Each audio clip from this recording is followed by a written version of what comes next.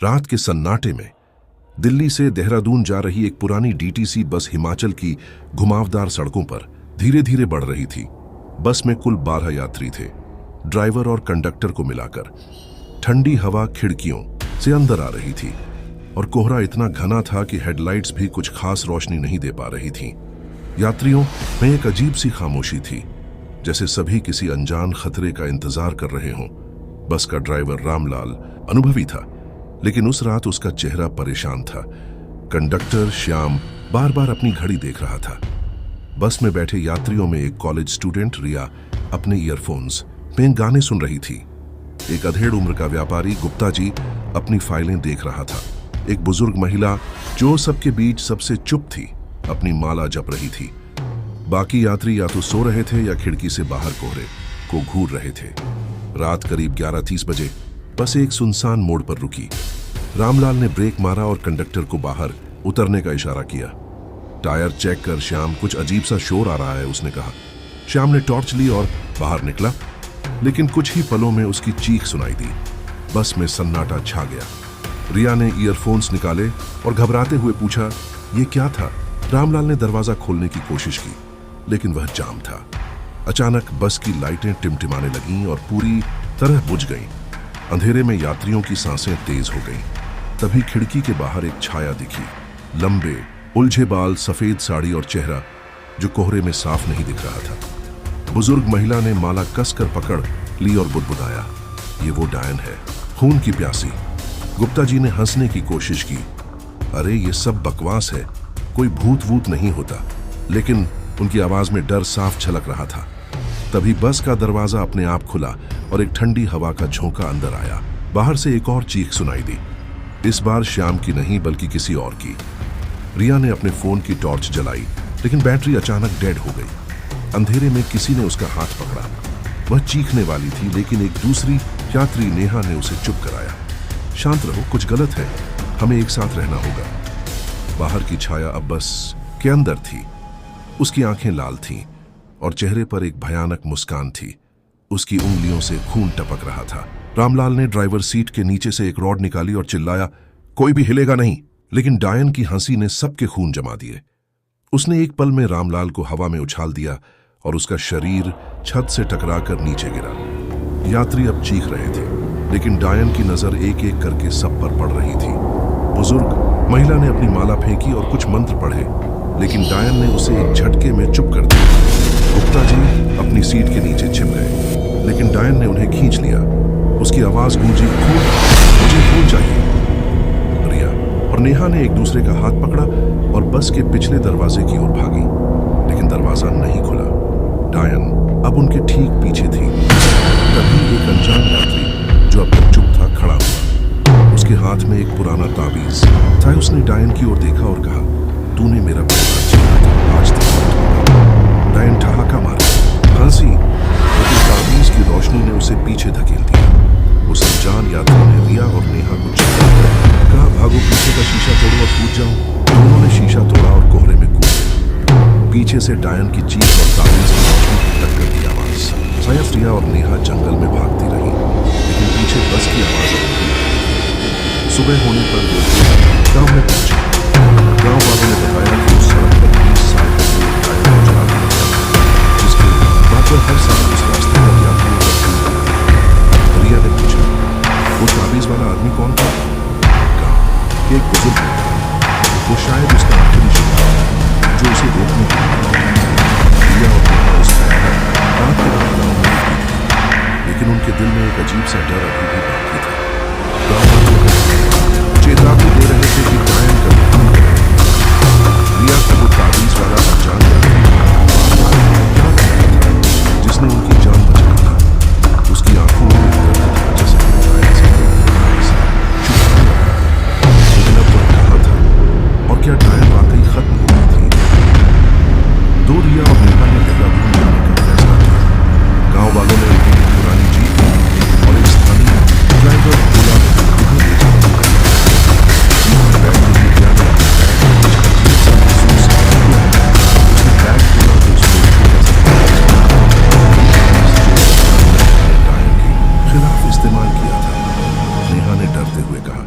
ये यहाँ कैसे आया? रिया, हमें ताबीज देना चाहिए। लेकिन रिया ने ताबीज को गले में डाल लिया। नहीं नेहा, ये हमारी रक्षा करेगा। मुझे लगता है वो आदमी चाहता था कि ये हमारे पास रहे। भोला ने पीछे मुड़कर देखा और बुदबुदाया, ताबीज तो ठीक है, लेकिन डायन के साथ छेड़छाड़ मत करना, वो भूलती नहीं। जीप उस सड़क पर पहुंची जहां बस में वो खौफनाक हादसा हुआ था। कोहरा फिर से गहरा था और हवा में एक सड़ांध भरी गंध थी। अचानक जीप का रेडियो अपने आप चालू हो गया। पुराने बॉलीवुड गाने की जगह एक डरावनी सीटी की आवाज गूंजने लगी। नेहा ने चिल्लाकर कहा कि इसे बंद करो भोला, लेकिन भोला ने कांपते हुए जवाब दिया, मैंने तो रेडियो छुआ भी नहीं। तभी जीप की हेडलाइट्स में एक छाया दिखी, वही सफेद साड़ी, उलझे बाल और लाल आंखें। डायन सड़क के बीच खड़ी थी और उसकी मुस्कान पहले से भी भयानक थी। भोला ने ब्रेक मारा, लेकिन जीप का इंजन बंद हो गया। रिया ने ताबीज को कसकर पकड़ा और उसकी रोशनी फिर से चमकने लगी। डायन ने सिर झुकाया और हंसी, तुमने मेरा शिकार छीना, लेकिन मैं अभी भी प्यासी हूं। नेहा ने रिया का हाथ पकड़ा और कहा, हमें यहां से भागना होगा। लेकिन डायन ने एक झटके में जीप को हवा में उठा लिया। भोला चीखा, लेकिन उसकी आवाज अचानक बंद हो गई। जब जीप जमीन पर गिरी, भोला की सीट खाली थी।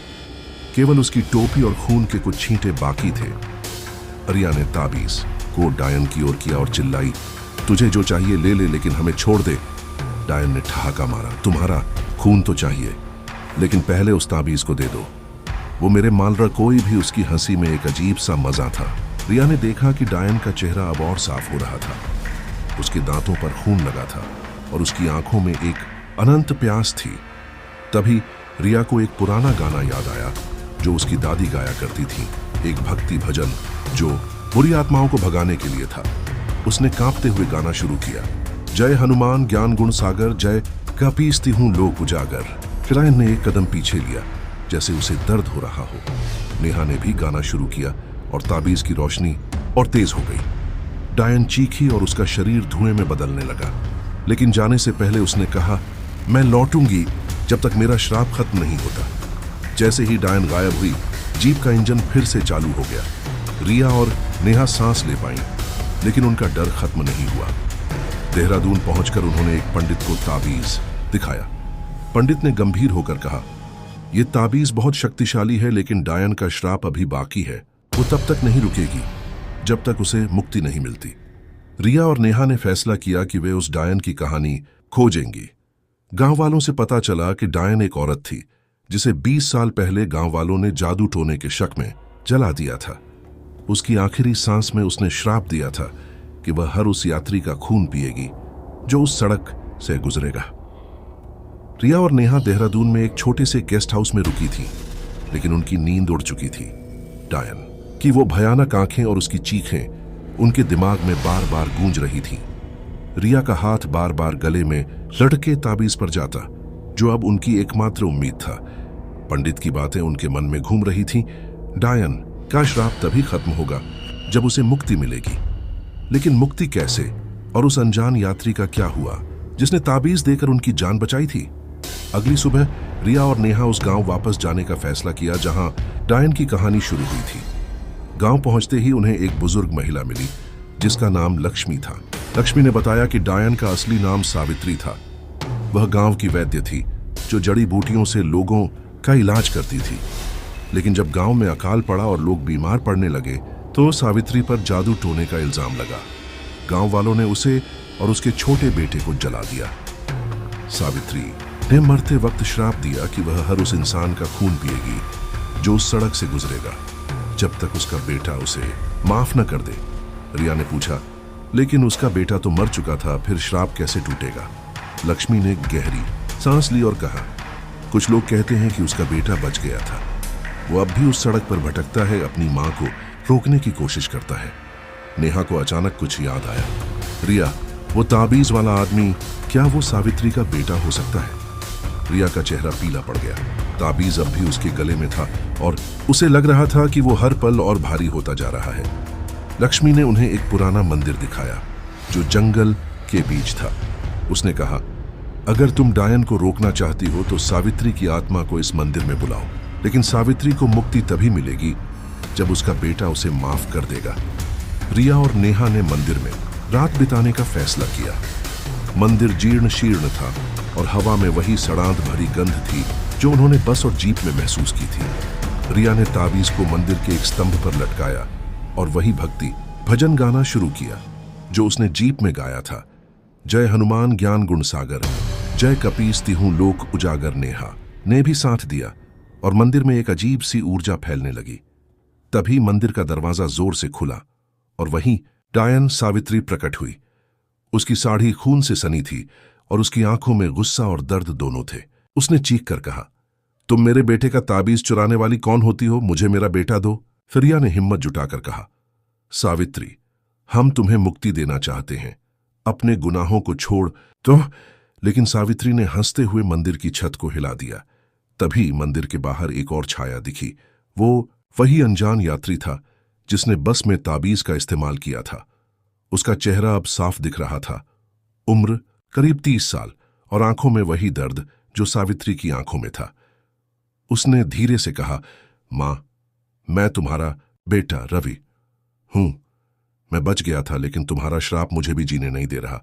सावित्री की चीख रुक गई। उसने रवि की ओर देखा और उसकी आंखों से खून की जगह आंसू बहने लगे। रवि, मेरा बेटा, मैंने तुम्हें नहीं मारा। रवि ने ताबीज उठाया और सावित्री के सामने रख दिया। मां, मैं तुम्हें माफ करता हूं, अब इस श्राप को खत्म करो। ताबीज की रोशनी इतनी तेज हुई कि मंदिर का हर कोना जगमगा उठा। सावित्री की आत्मा धीरे धीरे शांत हुई और उसका शरीर धुएं में बदल गया। जाने से पहले उसने रवि को देखा और कहा, मुझे माफ कर देना मेरे बेटे। जब रोशनी कम हुई, रवि भी गायब था। ताबीज अब एक साधारण धातु का टुकड़ा बन चुका था जिसकी कोई शक्ति नहीं बची थी। रिया और नेहा मंदिर से बाहर निकली, लेकिन उनके मन में सवाल थे।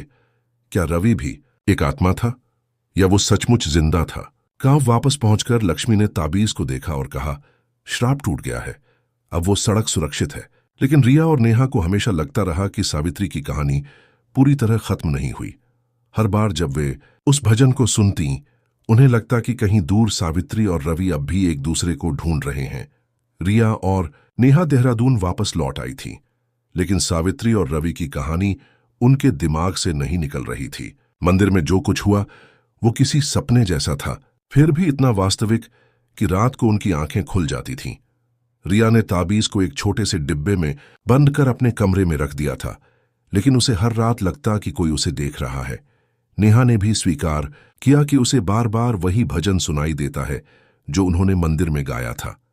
जय हनुमान ज्ञान गुण सागर, जय कपीस तिहूं लोक उजागर। एक रात रिया को अपने कमरे में एक ठंडी हवा का झोंका महसूस हुआ। उसने आंखें खोली तो देखा कि ताबीज का डिब्बा अपने आप खुला पड़ा था और उसमें से हल्की सी रोशनी निकल रही थी। डर के मारे उसने नेहा को फोन किया। नेहा ने तुरंत कहा, रिया, उस ताबीज को छूना मत, हमें लक्ष्मी से बात करनी होगी। अगले दिन दोनों फिर से उस गांव में पहुंची जहां सावित्री की कहानी शुरू हुई थी, लेकिन गांव में पहुंचते ही उन्हें एक अजीब सी बात पता चली। लक्ष्मी गायब थी। गांव वालों ने बताया कि मंदिर में उस रात के बाद से लक्ष्मी को किसी ने नहीं देखा। कुछ लोग कह रहे थे कि सावित्री की आत्मा ने लक्ष्मी को अपने साथ ले लिया क्योंकि उसने रिया और नेहा को सावित्री के खिलाफ मदद की थी। रिया और नेहा ने मंदिर का रुख किया। मंदिर अब और भी खंडहर हो चुका था, जैसे सावित्री की आत्मा ने इसे पूरी तरह नष्ट कर दिया हो। मंदिर के अंदर एक पुरानी डायरी पड़ी थी जिस पर धूल जमी थी। रिया ने उसे खोला तो देखा कि वो लक्ष्मी की लिखावट थी। डायरी में लिखा था, सावित्री का श्राप टूटा नहीं है, ताबीज में उसकी शक्ति का एक हिस्सा अभी भी बाकी है। अगर कोई उस ताबीज को गलत हाथों में दे दे तो सावित्री फिर से लौटेगी। रवि ने उसे माफ किया, लेकिन उसकी प्यास अभी खत्म नहीं हुई। नेहा ने घबराते हुए कहा, रिया, हमें यह ताबीज नष्ट करना होगा। लेकिन रिया को कुछ और सूझा। उसने कहा, नहीं नेहा, हमें सावित्री को पूरी तरह मुक्त करना होगा। शायद रवि ने उसे माफ किया, लेकिन सावित्री का गुस्सा अभी भी बाकी है। उसी रात दोनों ने मंदिर में एक छोटा सा हवन करने का फैसला किया। उन्होंने ताबीज को हवन की आग के पास रखा और वही भजन फिर से गाना शुरू किया। लेकिन इस बार हवा में एक अजीब सी सनसनाहट थी। अचानक मंदिर की दीवारों पर खून के छींटे दिखने लगे और सावित्री की छाया फिर से प्रकट हुई। इस बार उसका चेहरा पहले से भी भयानक था और उसकी आवाज में गुस्सा था। तुमने मेरा ताबीज छुआ, अब तुम दोनों मेरा खून बनोगी? रिया ने हिम्मत नहीं हारी। उसने ताबीज को हवन की आग में डाल दिया और चिल्लाई, सावित्री, हम तुम्हें मुक्ति देना चाहते हैं। अपने गुनाहों को छोड़ दो और अपने बेटे के लिए शांति चुनो। सावित्री ने चीख मारी, लेकिन ताबीज जलने लगा और उसकी रोशनी मंदिर को भरने लगी। तभी रवि की छाया फिर से दिखी। उसने सावित्री की ओर देखा और कहा, मां, मैंने तुम्हें माफ किया। अब तुम भी गांव वालों को माफ कर दो। उनकी गलती थी, लेकिन तुम्हारा गुस्सा उन्हें और हमें दोनों को नष्ट कर रहा है। सावित्री की आंखों से खून की जगह फिर से आंसू बहे। उसने रवि को गले लगाने की कोशिश की, लेकिन उसका शरीर धुएं में बदल गया। इस बार उसकी चीख में दर्द नहीं बल्कि राहत थी। हवन की आग बुझ गई और ताबीज अब राख बन चुका था। मंदिर में एक अजीब सी शांति छा गई। रिया और नेहा ने देखा कि मंदिर की दीवारों पर खून के दाग गायब हो चुके थे। बाहर निकलते ही उन्हें लक्ष्मी दिखी, जो मंदिर के पास खड़ी थी। उसने मुस्कुराते हुए कहा, तुमने सावित्री को मुक्त कर दिया। अब वो और रवि दोनों शांति में हैं। लेकिन जब रिया और नेहा ने गांव वालों को यह बताया तो किसी ने भी लक्ष्मी को नहीं देखा। गांव वाले हैरान थे, क्योंकि लक्ष्मी तो उसी रात गायब हो गई थी जब सावित्री का श्राप टूटा था। रिया और नेहा को एहसास हुआ कि शायद लक्ष्मी की आत्मा ने उन्हें आखिरी बार मदद की थी। रिया और नेहा की जिंदगी धीरे धीरे सामान्य होने लगी थी। सावित्री की आत्मा को मुक्ति मिलने और ताबीज के राख बनने के बाद उस भयानक सड़क पर कोई नया हादसा नहीं हुआ। गांव वाले अब उस मंदिर को पवित्र मानने लगे थे और वहां हर साल एक छोटा सा मेला लगने लगा। लेकिन रिया को अभी भी रात में बेचैनी होती थी। उसे बार बार सपने में सावित्री की आंखें दिखती थीं और वो भजन, जय हनुमान ज्ञान गुण सागर, उसके कानों में गूंजता रहता था। नेहा ने भी स्वीकार किया कि उसे लगता है कि कहानी अभी पूरी तरह खत्म नहीं हुई है। एक दिन रिया को देहरादून के एक स्थानीय अखबार में एक खबर मिली। उस सड़क पर एक नया बस हादसा हुआ था। बस के सभी यात्री सुरक्षित थे, लेकिन ड्राइवर ने बताया कि उसने रात में एक सफेद साड़ी वाली औरत को सड़क पर देखा, जो कोहरे में गायब हो गई। रिया का दिल धक से रह गया। उसने तुरंत नेहा को फोन किया और दोनों ने फैसला किया कि वे उस सड़क पर एक बार फिर जाएंगी। इस बार वे एक स्थानीय पुजारी पंडित विश्वनाथ को साथ ले गए, जो आत्माओं और श्रापों का जानकार था। पंडित जी ने रिया को चेतावनी दी, ताबीज जलाने से सावित्री की आत्मा मुक्त हुई होगी, लेकिन अगर उसकी राख को ठीक से नहीं संभाला गया तो उसकी शक्ति का एक हिस्सा अभी भी बाकी हो सकता है। रिया ने बताया कि ताबीज की राख मंदिर में ही छोड़ दी गई थी। पंडित जी ने गंभीर होकर कहा, हमें वो राख ढूंढनी होगी और उसे पवित्र गंगा में विसर्जित करना होगा। तीनों उस मंदिर में पहुंचे, जो अब पहले से कहीं ज्यादा जीवंत लग रहा था। मेले की वजह से वहां रौनक थी, लेकिन रिया को मंदिर के अंदर वही सड़ांध भरी गंध महसूस हुई। हवन की जगह जहां ताबीज जला था, अब एक छोटा सा गड्ढा था। नेहा ने उस गड्ढे को खोदा, लेकिन राख गायब थी। तभी मंदिर के बाहर एक बच्चे ने रिया को एक छोटा सा पोटली थमाया और भाग गया। पोटली में वही राख थी और उसमें से हल्की सी ठंडक निकल रही थी। पंडित जी ने पोटली को देखते ही कहा, यह राख सावित्री की शक्ति का आखिरी हिस्सा है। इसे गंगा में विसर्जित करना होगा, वरना कोई और आत्मा इसे इस्तेमाल कर सकती है। लेकिन जैसे ही वे मंदिर से बाहर निकले, कोहरा गहरा हो गया और हवा में एक परिचित चीख गूंजी। सावित्री की छाया फिर से दिखी, लेकिन इस बार उसका चेहरा धुंधला था, जैसे वो पूरी तरह मौजूद न हो। उसने फुसफुसाते हुए कहा, मेरी राख मुझे वापस दो। रिया ने पोटली को कसकर पकड़ा और नेहा ने भजन गाना शुरू किया। जय हनुमान ज्ञान गुण सागर, जय कपीस तिहूं लोक उजागर। पंडित जी ने अपने झोले से एक छोटा सा त्रिशूल निकाला और सावित्री की छाया की ओर बढ़े, लेकिन छाया हंसने लगी और बोली, मैं सावित्री नहीं हूं, मैं वो हूं जिसे तुमने भुला दिया। रिया और नेहा हैरान रह गईं। पंडित जी ने चिल्लाकर कहा, यह लक्ष्मी की आत्मा है, उसने सावित्री की राख को अपने कब्जे में ले लिया। लक्ष्मी की आत्मा ने अपना असली रूप दिखाया। उसका चेहरा भयानक था और उसकी आंखें सावित्री जैसी लाल थीं। उसने कहा, मैंने तुम्हें सावित्री से बचाया, लेकिन तुमने मुझे भुला दिया। मैंने गांव वालों की गलतियों का बोझ उठाया और अब मैं भी अपनी मुक्ति चाहती हूं। राख मुझे दो और मैं तुम्हें छोड़ दूंगी। रिया ने हिम्मत जुटाई और कहा, लक्ष्मी, हम तुम्हें भी मुक्त करेंगे, लेकिन ये राख किसी के लिए नहीं है, उसने पोटली को पंडित जी की ओर फेंका और पंडित जी ने उसे एक पवित्र मंत्र के साथ हवा में उछाल दिया। लक्ष्मी की आत्मा चीखी और उसका रूप धुएं में बदल गया, लेकिन जाने से पहले उसने कहा, यह सड़क कभी शांत नहीं होगी, मेरा श्राप बाकी है। पंडित जी ने राख को एक छोटे से कलश में बंद किया और रिया और नेहा को गंगा के किनारे ले गए। वहां उन्होंने राख को गंगा में विसर्जित किया और पंडित जी ने एक लंबा हवन किया। गंगा की लहरों में राख गायब हो गई और पहली बार रिया और नेहा को सच्ची शांति महसूस हुई। लेकिन जब वे देहरादून लौटीं तो रिया को अपने कमरे में एक पुरानी तस्वीर मिली। उसमें लक्ष्मी, सावित्री और एक छोटा बच्चा, शायद रवि, मुस्कुराते हुए खड़े थे। तस्वीर के पीछे लिखा था, हमारा परिवार 1960। रिया और नेहा को एहसास हुआ कि लक्ष्मी और सावित्री शायद बहनें थीं और उनकी कहानी में अभी भी कुछ रहस्य बाकी थे। रिया और नेहा अब उस भयानक सड़क और सावित्री की कहानी को पीछे छोड़ना चाहती थीं। गंगा में राख विसर्जित होने के बाद उनके मन में एक हल्की सी राहत थी, लेकिन वो पुरानी तस्वीर जिसमें सावित्री, लक्ष्मी और रवि एक साथ थे, उनके दिमाग में सवालों का तूफान ला रही थी। क्या सावित्री और लक्ष्मी बहनें थीं? और अगर हां, तो लक्ष्मी ने सावित्री की आत्मा को मुक्त करने में मदद क्यों की? फिर खुद क्यों भटकने लगी?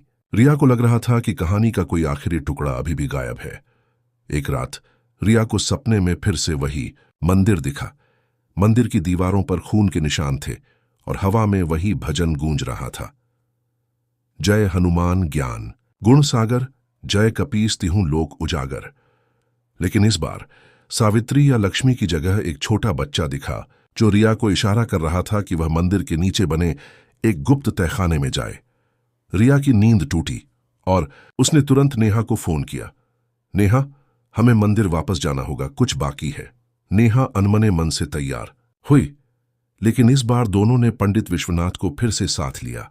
पंडित जी ने चेतावनी दी, अगर राख विसर्जित होने के बाद भी कुछ बाकी है तो ये कोई साधारण श्राप नहीं, शायद सावित्री और लक्ष्मी की कहानी में कोई और आत्मा शामिल है। मंदिर पहुंचते ही रिया को सपने वाला तहखाना याद आया। मंदिर के मुख्य हॉल में एक पुराना पत्थर का स्लैब था जो थोड़ा हिल रहा था। पंडित जी और नेहा ने मिलकर उसे हटाया और नीचे एक अंधेरा तहखाना दिखा। तहखाने में पुरानी हड्डियां, कुछ टूटे हुए बर्तन और एक छोटा सा लकड़ी का बक्सा था।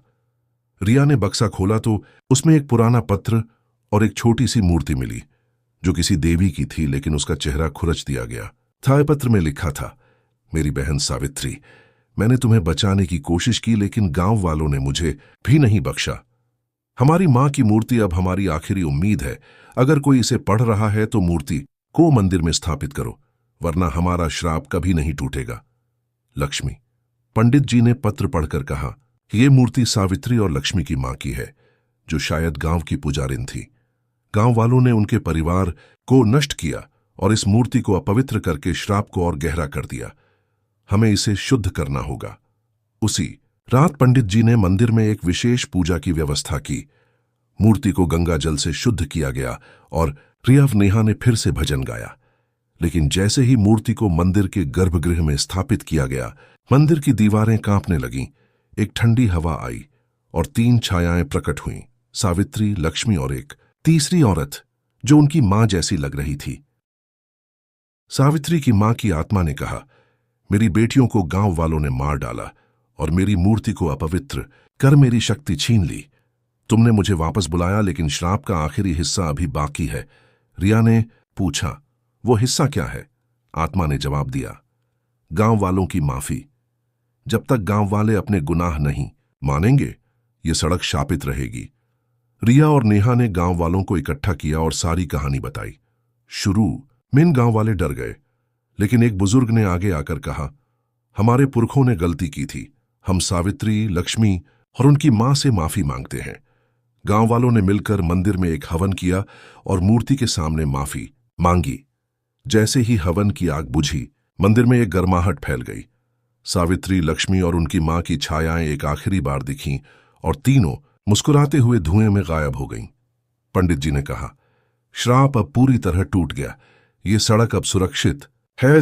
रिया और नेहा जब देहरादून लौटीं तो उन्हें वो तस्वीर फिर से मिली, जिसमें सावित्री, लक्ष्मी और रवि थे।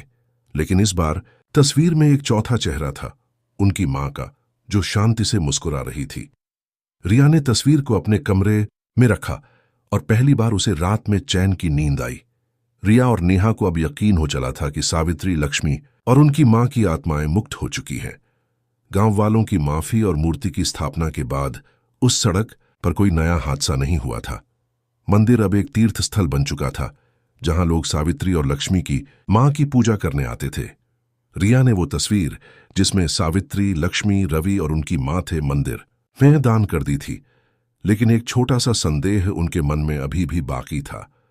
हर बार जब वो भजन, जय हनुमान, ज्ञान गुण सागर सुनती, उनके रोंगटे खड़े हो जाते थे, जैसे कोई अनकहा रहस्य अभी भी हवा में तैर रहा हो।